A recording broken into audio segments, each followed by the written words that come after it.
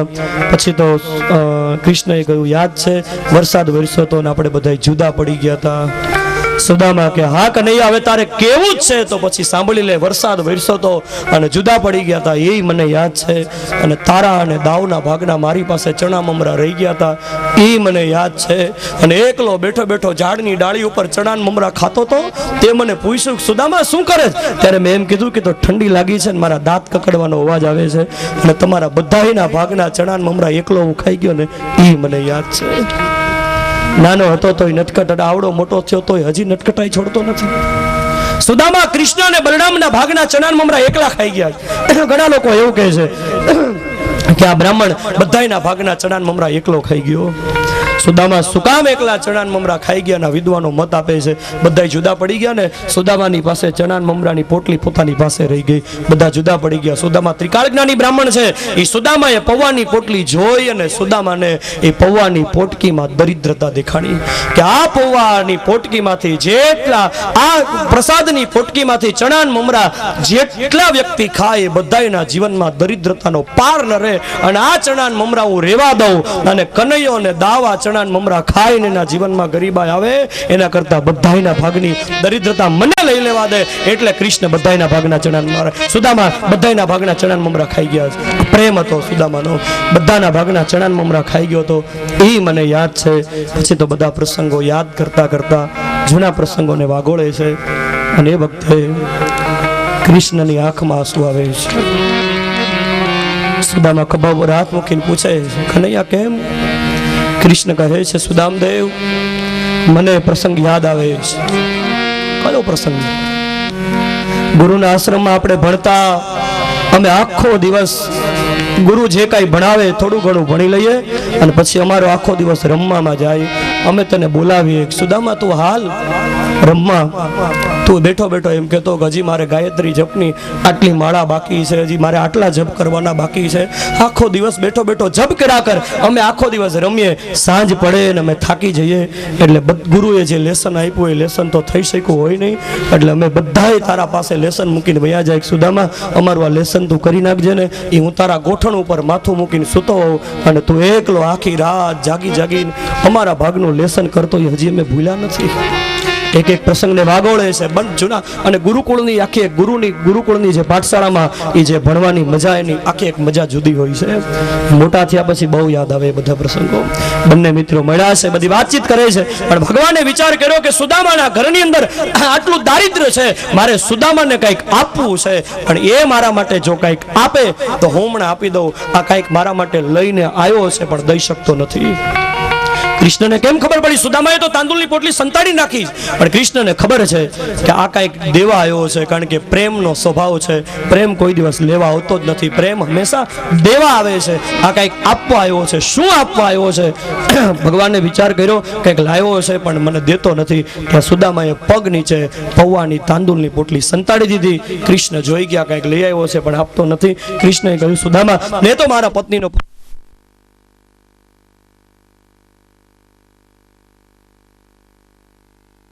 પૂછ્યું, મારા ભાભીનો સ્વભાવ બહુ વ્યવહારો અને વિવેકી સ્વભાવ છે. તો કૃષ્ણએ કહ્યું જો વ્યવહારો અને વિવેકી સ્વભાવ હોય તો હું મારા ભાભીનો નાનો દેર થાઉં છું, બોલ મારા માટે શું મોકલું છે? સુદામાએ પૌવાની પોટલી વધારે દબાવી દીધી, કાંઈ નથી મોકલું. એક બાજુથી કે સ્વભાવ વ્યવહારો અને વિવેકી છે અને એક બાજુથી કાંઈ મોકલું નથી. કૃષ્ણ સમજી ગયા લાવ્યો છે પણ દેતો નથી. યુક્તિ કરી એ સુદામદેવ ઊભો થતો જો બારીમાંથી જોતો દરિયો કેવો ઘૂઘવાટા કરે છે, અને જ્યાં સુદામા ઊભા થઈને જોવા જાય ત્યાં કૃષ્ણ દોડી પૌવાની પોટકી હાથમાં લઈ લીધી. સુદામાએ કહ્યું ઊભો રે, રહેવા દે. નહીં, ત્યાં ઊભો રહે છે, મારે જોવું છે અમારા માટે તું શું લાવ્યો છો. એ તસુના કપડાં સાંધી અને ભેગી કરેલી પોટકીને 2-4 ગાંઠો વાળી હતી. એક ગાંઠ જ્યાં ખોલીને ત્યાં અષ્ટપટરાણીઓ નજીક આવી જોવા કા શું લઈ આવ્યો છે. ભગવાને અષ્ટપટરાણીઓને કહ્યું દૂર ખસો, એ અંધારું પડે છે. અષ્ટપટરાણીઓ દૂર ખસી, બીજી ગાંઠ ખોલી, ત્યાં પાછું માથું ઝુકાવીને ઊભી રહી. ભગવાને કહ્યું કેટલી વાર કહેવાય છે અંધારું પડે, દૂર ખસો. અષ્ટપટરાણીઓ દૂર ખસી, પણ જ્યાં કૃષ્ણએ પોટલી ખોલી અને ત્યાં પોટકીમાં 4 મુઠ્ઠી તાંદુલને જોયા, 3 ઘટના એક સાથે બની. અષ્ટપટરાણીઓને ભગવાને કહ્યું જોવું છે ને શું લઈ આવ્યો છે? એ સોનાના રાજમહેલમાં 4 મુઠ્ઠી તાંદુલને આવેલા જોયા. અષ્ટપટરાણીઓ ખડખડાટ દાંત કાઢવા માંડી. સુદામાનું માથું શરમથી નીચે ઝૂકી ગયું અને કૃષ્ણને આંખમાંથી અશ્રુનો પ્રવાહ વહેતો થયો. 4 મુઠ્ઠી તાંદુલ આમ હાથમાં રાખી અને આમ કૃષ્ણ જોતા જોતા રડે છે. પૌવા તાંદુલ આંસુથી ભીંજાઈ ગયા. સુદામા આમ શરમથી માથું નીચે ઝૂકેલું હતું અને જ્યાં ઊંચું જોયું અને કૃષ્ણને રડતા જોયા ને સુદામા ઊભા થઈ ગયા. કનૈયા, એટલા માટે જ હું તને ના પાડતો હતો કે આ ગરીબની તાંદુલની પોટલીમાં કાંઈ જોવાનું નથી, તારે રડવું પડ્યું ને. કૃષ્ણ કાંઈ બોલતા નથી. સુદામા રડવા માંડ્યા. હું કેવો પાપી છું.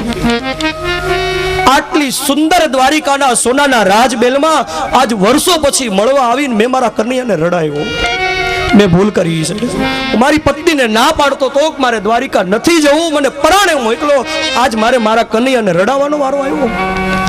જો આ પુષ્ટિ ભક્ત છે. સુદામાનો આ કૃષ્ણ પ્રત્યેનો પ્રેમ છે કે હું દર્શન કરું અને મને દર્શનમાં કૃષ્ણના દર્શન કરીને મને આનંદ આવે, પણ મને આનંદ આવતો હોય પણ મારા પ્રભુને જો દુઃખ થતું હોય તો મારે એના દર્શન નથી કરવા.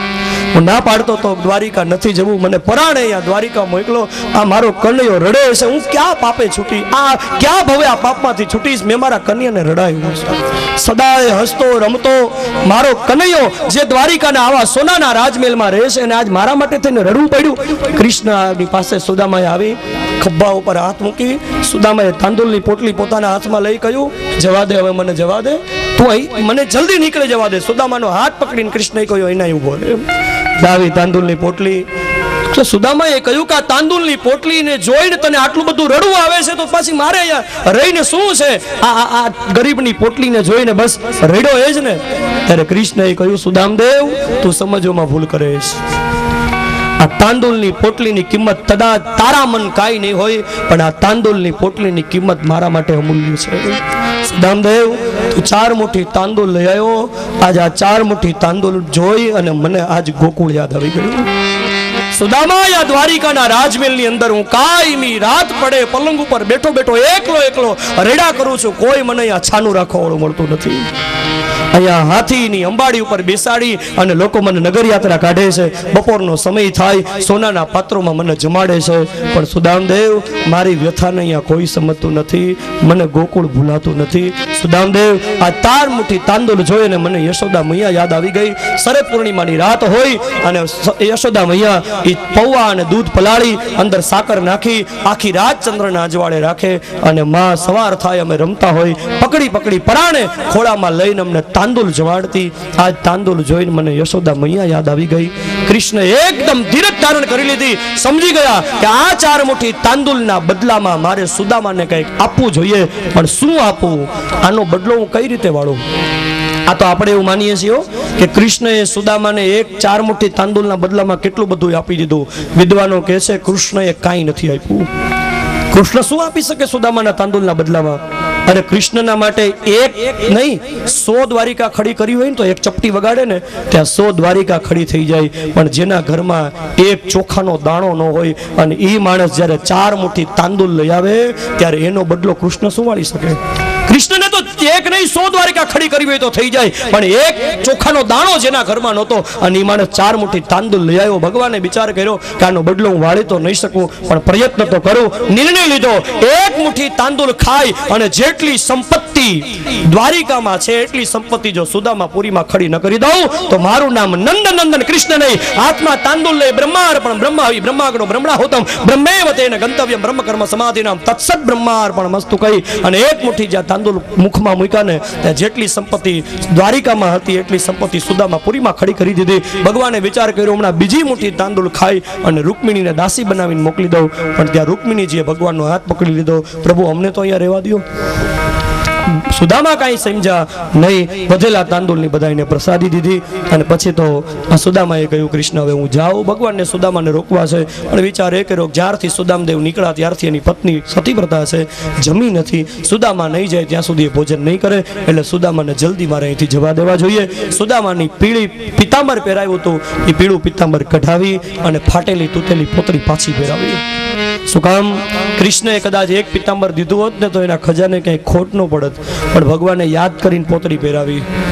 કારણ વિચાર એ કર્યો ભગવાને, સુદામા જાય છે તો ખરો, જો પીળું પિતાંબર પહેરીને જશે ને તો સમાજ વાતો કરશે કે આમ તો બહુ મોટી અયાચક વૃત્તિની વાતો કરતો તો, કોઈની પાસે કઈ માગવા નહીં જાવ. ગયો ત્યારે તો પોતળી પહેરીને ગયો, તો આવ્યો ત્યારે પિતાંબર પહેરીને આવ્યો ને, એટલે સમાજ આવી વાતો ન કરે ને એટલે પોતળી પહેરાવી સુદામાને મોકલા. સુદામા નીકળ્યા છે, આવ્યા છે દ્વારિકામાંથી સુદામાપુરીમાં. બે મિત્રો વર્ષો પછી મળ્યા હતા, છૂટા પડ્યા છે. આપણી પાસે સમય નથી, નહીંતર ઘણા પ્રસંગો, ઘણા કાવ્યો કવિઓએ લખ્યા છે. અને ત્યાર પછી સુદામદેવ આવે છે. દ્વારિકા જેટલી મોટી સંપત્તિને જોઈ વિચાર કરે, આ સંપત્તિ મારા ભાગ્યની નહીં, આ સંપત્તિ મારા બાળકોના ભાગ્યની છે. પછી તો સુદામા એની એ પોતળી અને એની એ માળા ભગવાનનું સ્મરણ કરતા કરતા પ્રાપ્ત ભાગવતી ગતિ, સુદામદેવ ભાગવતી ગતિને પ્રાપ્ત કર્યા છે. શ્રીમદ ભાગવતજીના 10મા સ્કંદના 81 અધ્યાયો અહીંયા પૂરા થઈ છે. બોલે દ્વારિકાધીશ કી જય. હવે 82મા અધ્યાયથી 10મા સ્કંદની બીજી આગળની કથા છે. અત્યાર સુધી આપણે જે કથાઓ જોઈ એ કથાની અંદર ગાડી બધા સ્ટેશન લેતી જતી હતી, બધી સ્ટેશને ઊભી રહેતી હતી. હવે ગાડી એક સ્ટેશને ઊભી રહેવાની નથી. હવે આ ગાડી એક્સપ્રેસ ગાડી થઈ જાય છે. હવે જેમ ગાડીમાં એક્સપ્રેસ ગાડી હોય નાના નાના સ્ટેશન લે નહીં ને, એમ આ ગાડી નાના સ્ટેશન હવે લેશે નહીં. ગાડી મારમ જતી હોય ને, પછી ભલે આપણે તો ખાલી સ્ટેશન આવે ને ત્યારે એના થાંભલા ગણવાના હોય, એમ તમે બેઠા બેઠા થાંભલા ગણજો. હું તમને બાકી રહેલી બધી જ કથા સંક્ષિપ્તમાં કહી દઉં છું. કથા એવી એટલે મંડપના નહીં હોય, કથાની અંદર હું દ્રષ્ટાંત દીધું. કથાની અંદર જે નાની નાની કથાઓ એને ધ્યાનપૂર્વક સાંભળજો. 82મા અધ્યાયની અંદર કલ્પક્ષય નિમિત્ત સૂચક સૂર્યગ્રહણની વાત છે. સૂર્યગ્રહણ વખતે નંદબાબા, યશોદા મૈયા અને શ્રી કૃષ્ણ પાછા બધા મળે છે. દ્રૌપદીજી બધી રાણીઓને સ્વવિવાહની વાત કરે, પૂછે છે. બધી જ રાણીઓ ભગવાનની સાથેના વિવાહના પ્રસંગો કહે છે. વસુદેવજીને ઋષિઓ સાથે અખંડાદ્વૈતવાદની વાત થાય છે.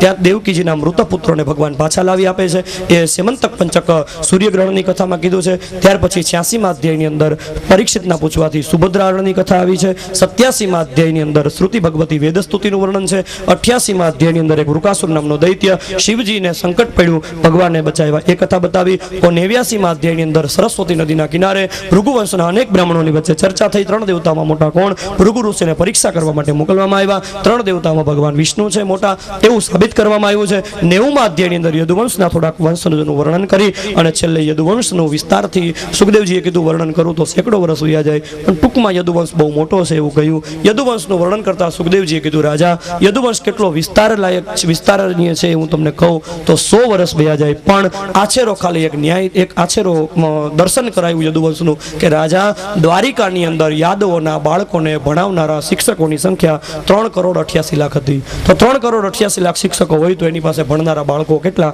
અને તો આ યદુવંશ કેવડો છે? આટલું સૂચન કરી કૃષ્ણને અને કૃષ્ણ કથાને વંદન કરી ભાગવતજીના હૃદય સમા 10મા સ્કંદને વિરામ આપી. 11 સ્કંદની શરૂઆતની અંદર ભગવાને દૈત્યોનો વધ કરી ભૂમિનો ભાર ઉતાર્યો, પણ યદુવંશ રૂપે હજી પૃથ્વી પર ભાર છે એમ સમજી અને ભગવાને એક બ્રાહ્મણોના શાપને નિમિત્ત બનાવવો છે. એટલે વિશ્વામિત્ર, અસિત, કણવ, દુર્વાસા જેવા વિદ્વાન ઋષિઓ બધા પિંડારક તીર્થમાં ભેગા થયા હતા.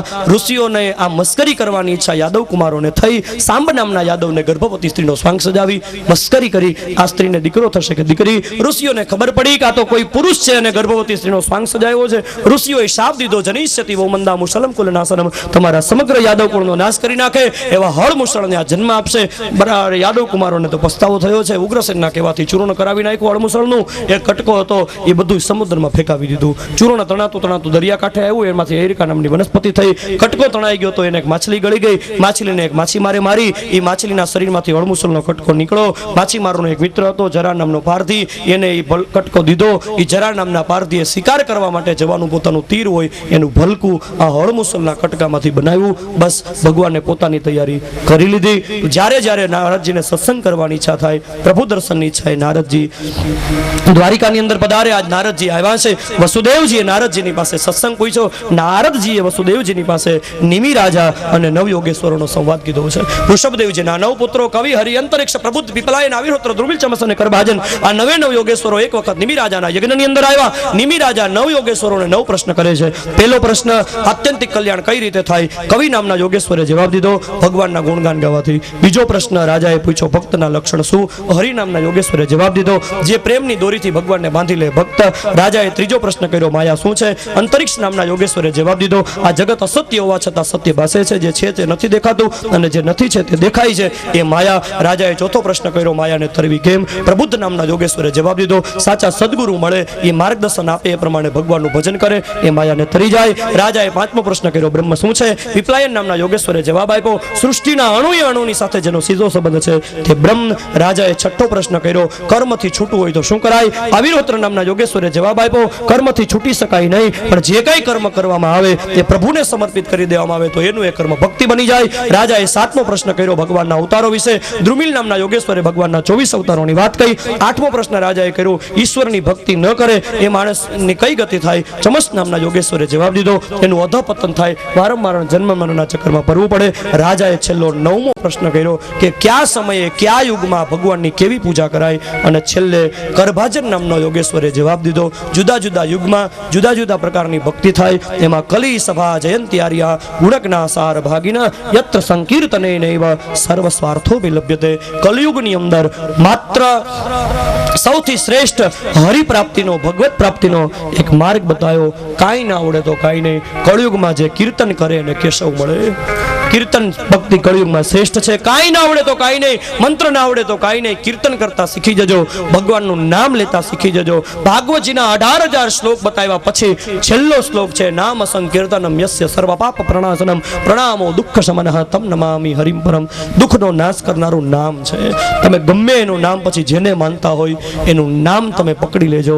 એક વખત નામ લેશો તો નામધારીને આવવું પડશે. નામનો મહિમા બતાવ્યો. નારદજી વસુદેવજીની પાસે સત્સંગ કરી વિદાય થયા છે. સુખદેવજી મહારાજ કહે છે, રાજા બ્રહ્માદિ દેવતાઓ ભગવાનને નિજધામ ગમન કરવાની સ્તુતિ કરવા માટે પધાર્યા. ભગવાનને કહ્યું, દુવંશનો વિનાશ કર્યા પછી અવશ્ય હું મારા નિજધામની અંદર પધારીશ. ભગવાનને હવે લીલાને સંકલવાની તૈયારી કરી. ઉદ્ધવજીને ખબર પડી અને એ વખતે ઉદ્ધવજી ભગવાનની પાસે આવે છે. ભગવાન અંત સમયે ઉદ્ધવને જ્ઞાન આપે છે. ઉદ્ધવ ગીતા વિદ્વાનોને કહે છે, એક 11મો સ્કંદ છે ને, એટલા માટે હું તમને સંક્ષિપ્તથી કહું છું કે 10 સ્કંદ સુધીમાં જેટલી કથાઓ અને જેટલા સિદ્ધાંત આવ્યા છે ને એ બધા જ સિદ્ધાંતો 11મા સ્કંદમાં એક સાથે આવે છે. ભાગવતજીનો ઉપસંહાર છે. બધા સિદ્ધાંતો આપણે જોઈ ગયા છે. એમાં મુખ્ય કથા દત્તાત્રેયના 24 ગુરુઓની છે. દત્તાત્રેયને 24 ગુરુઓ હતા. પૃથ્વીની પાસેથી ક્ષમા, વાયુની પાસેથી અનાસક્તિ, આકાશની પાસેથી નિર્મળતા, જળની પાસેથી નિર્મળતા, અગ્નિની પાસેથી સર્વભક્ષીપણું, ચંદ્રમાની પાસેથી શીતળતા, સૂર્યની પાસેથી સમાજ પાસે લઈને સમાજને આપવું, ઓલાની પાસેથી અનાસક્તિ, અજગરની પાસેથી એકાંત, સમુદ્રની પાસેથી ગંભીરતા, પતંગિયાની પાસેથી અનાસક્તિ, મધુક્રોધ એટલે મધ લઈ જનાર પારધીની પાસે એટલે મધમાખીની પાસેથી અપરિગ્રહ વૃત્તિ, હાથીની પાસેથી અનાસક્તિ, મધ લઈ જનાર પારધીની પાસેથી અપરિગ્રહ વૃત્તિ, હરણની પાસેથી અનાસક્તિ, માછલીની પાસેથી સ્વાદ અને વાદમાં બહુ ન પડવું, પિંગલા નામની ગણિકાની પાસેથી પણ હરિનું ભજન, કુરરી નામ ટીટોડીની પાસેથી ભગવાનનું ભજન, બાળકની પાસેથી નિરાભિમાનીપણું, કુમારી કન્યાની પાસેથી એકાંત, બાણ બનાવનારની પાસેથી ધ્યાન, સર્પની પાસેથી એકાંત, ઉર્ણનાભી એટલે કરોળિયાની પાસેથી શીખો, પોતાના શરીરમાંથી જાળ કાઢી પોતાની એ જ જાળમાં ફસાઈ જાય. અને છેલ્લો 24મો ગુરુ દત્તાત્રેય કહે છે, સુપેસ્કૃત એટલે ભમરી, ભમરીની પાસેથી હું શીખો છું. નર જો ધારે તો એની અંદર નારાયણ બનવાની સંભાવના પડેલી છે. એ 24 ગુરુઓની વાત કરી. ભગવાને પોતાનો દ્રઢ આશ્રયનો મહિમા કેટલો મોટો છે એ કહ્યું. સત્સંગનો મહિમા કીધો. ત્યારબાદ ભગવાને જે હંસ રૂપે બ્રહ્માને હંસ ગીતા સંભળાવી હતી એની કથા કીધી. ભક્તનો મહિમા કીધો. ભક્તની પાછળ હું ફરું છું એ કહ્યું. વર્ણાશ્રમ ધર્મ કીધા. બ્રાહ્મણ, ક્ષત્રિય, વૈશ્ય અને ક્ષુદ્રનો ધર્મ શું છે, વાનપ્રસ્થી, બ્રહ્મચારી, ગૃહસ્થી અને સંન્યાસીના ધર્મો શું છે. ઉદ્ધવજી છેલ્લે થોડાક બહુ મહત્વના પ્રશ્નો કરે છે કે સ્વભાવ અરે સુરવીરતા કોને કહેવાય. ભગવાને કહ્યું જે પોતાના સ્વભાવ ઉપર વિજય મેળવે એ સુરવીરતા છે. સહનશીલતા કોને કહેવાય. ભગવાને કહ્યું દુઃખને સહન કરે એ સહનશીલતા છે. ધીરજ કોને કહેવાય. ભગવાને કીધું જે પોતાની જીભને વશ કરે તે ધીરજ છે. દાન કોને કહેવાય સૌથી મોટું. ભગવાને કહ્યું ક્ષમા આપવી સૌથી મોટામાં મોટું દાન છે. સત્ય કોને કહેવાય. ભગવાને કહ્યું સમદર્શન કરવું એ સત્ય છે. ઋત કેને કહેવાય. ભગવાને કહ્યું સત્ય અને મીઠું બોલવું એ ઋત છે. કિમ ધનમ સૌથી મોટામાં મોટું ધન કયું છે. ભગવાને કહ્યું ધર્મ ઇષ્ટમ ધન. ધનથી મોટું કોઈ ધર્મથી મોટું કોઈ ધન નથી. સૌથી મોટામાં મોટી દક્ષિણા કઈ. ભગવાને કહ્યું જ્ઞાન સંદેશથી મોટી કોઈ દક્ષિણા નથી. સૌથી મોટામાં મોટું બળ કયું. ભગવાને કહ્યું પ્રાણાયામથી મોટું કોઈ બળ નથી. સુખ સાચું કયું છે. ભગવાને કહ્યું સુખ અને દુઃખનો ત્યાગ કરી દેવો, પરિસ્થિતિથી પ્રભાવિત થવાનું બંધ કરી દેવું એ સાચું સુખ છે. દુઃખ કયું છે. ભગવાને કહ્યું કામ સુખાવ આપતી. માણસની જીવનમાં જે સુખ મેળવવાની અપેક્ષા છે એ જ દુઃખ છે. સૌથી મોટો ધનવાન કયો છે? ભગવાને કહ્યું ગુણાઢ્યો. જે ગુણવાન છે એ સૌથી મોટો ધનવાન છે. દરિદ્ર, સૌથી મોટો દરિદ્ર કોણ છે? ભગવાને કહ્યું યસ્વ અસંતુષ્ટ, જે અસંતોષી છે એ મોટામાં મોટો ગરીબ છે. આ બધી કથા બતાવી. કદ્રી નામનો એક અવંતી દેશનો બ્રાહ્મણ એની ભિક્ષુ ગીતાની કથા બતાવ્યા પછી મંત્ર મૂર્તિ અને માળાને કોઈને બદલવી નહીં, મંત્ર મૂર્તિ અને માળાને કોઈને બતાવવા નહીં, ગુપ્ત રાખવાથી એનું બળ વધે એ કથા બતાવી. સત્વગુણ, રજોગુણ અને તમોગુણની કથા બતાવ્યા પછી ઉદ્ધવની પાસે આ જ્ઞાન ચર્ચા કરી. ભગવાનને ઉદ્ધવને કહ્યું, ઉદ્ધવ હું હવે મારી લીલાને સંકેલવા જઈ રહ્યો છું, તમારે સાથે આવવાનું નથી, પણ હું જે જ્ઞાન આપ્યું છે એ જ્ઞાનનો જગતમાં પ્રચાર કરવાનો છે. ઉદ્ધવજીએ કહ્યું આપના વિરહમાં હું રહી નહીં શકું, આપ મને કોઈ પ્રતીક આપો. અને છેલ્લે ભગવાન ઉદ્ધવજીને પોતાની ગેરહાજરીમાં પણ હાજરીની અનુભૂતિ થાય, અનુપસ્થિતિમાં પણ ઉપસ્થિતિની અનુભૂતિ થાય. એટલા માટે ભગવાન પોતાની અંત સમયે યાદવોને જીવતા રાખીને શું કરવું છે? હળ લઈને હળદર આવ્યા છે, યાદવોનો કચ્છર ઘાણ બોલાવી દીધો છે. આખી સરસ્વતી નદી લોહીમય બની ગઈ. છેલ્લે બલરામજી માથે શેષનારાયણે છત્ર કર્યું છે. જેવી રીતે આવ્યા હતા એ જ રીતે બલરામજી પાછા સમુદ્રની અંદર સમાઈ જાય છે. બલરામજીએ પોતાની લીલાને સંકેલી. બસ હવે ભગવાન એકલા આવ્યા છે પ્રભાસ તીર્થની અંદર, જ્યાં જે ભાલકા તીર્થ છે ત્યાં પીપળાના ઝાડ નીચે ભગવાન ટેકો લઈને બેઠા છે. પણ પ્રભુનું આજ વર્ણન અહીંયા 16 શણગાર કરીને અહીંયા યાદી બતાવી છે. 16 સદગુણો બતાવ્યા છે. કાનમાં કુંડળ છે, કપાળમાં તિલક છે, વાકડિયા વાળ છે, સુંદર ભગવાનના વાકડિયા વાળની અલખાવલીઓ છે, ભગવાનના કમળ સમાન નેત્રો છે, ભગવાન મંદ મંદ હસી રહ્યા છે, ચતુર્ભુજ છે, ચાર હાથમાં શંખ ચક્ર ગદા પદ્મ ધારણ કર્યા છે, ગળામાં વનમાળા લટકે છે, કાનની અંદર કુંડળ છે, કેડે કંદોરો છે, હાથમાં બાજુબંધ ધારણ કર્યા છે, 10 આંગળીઓમાં વીંટીઓ ધારણ કરી છે, પગમાં ભગવાને નુપુર ધારણ કર્યા છે, સુંદર મજાનું પીળું ચકચકી પીતાંબર ધારણ કર્યું છે અને દક્ષિણે પાછળ